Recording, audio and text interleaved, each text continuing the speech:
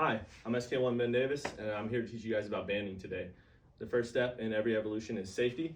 So we're going to put our gloves on to make sure we don't get any cuts or lacerations on our fingers.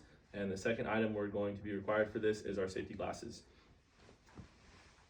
Now that we have our safety equipment out of the way, the next set of items we'll be using are our crimping tool, our clamps, which need to be spaced 1 to 2 inches apart on the banding, the actual banding itself, which the length will vary depending on the item you're trying to band,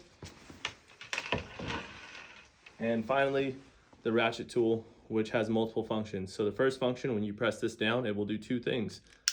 First is this will lift up and you will feed your banding in through the very bottom this way.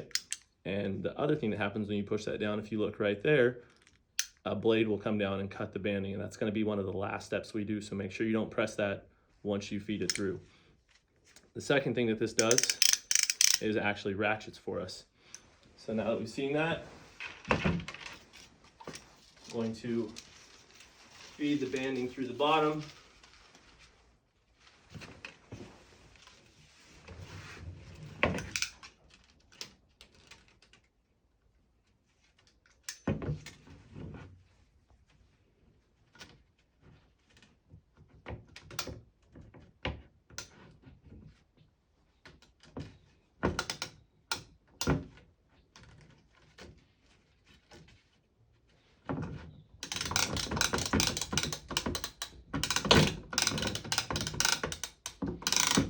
Make sure that's nice and tight.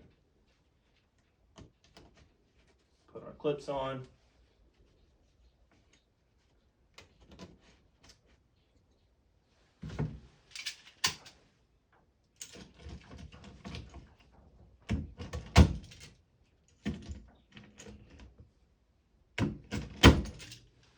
And the last step, pushing down, it will cut the excess. Now we're going to see if our banding was done correctly, so we're going to grab the lid, try and slide it around. If the whole box moves, that's a good sign. Then you're going to flip this over and make sure that your clamps were properly crimped, and in order for that to be true, you want to make sure none of the banding is coming out. So we have two proper clamps, about 1 to 2 inches apart, and there you go, that's banding.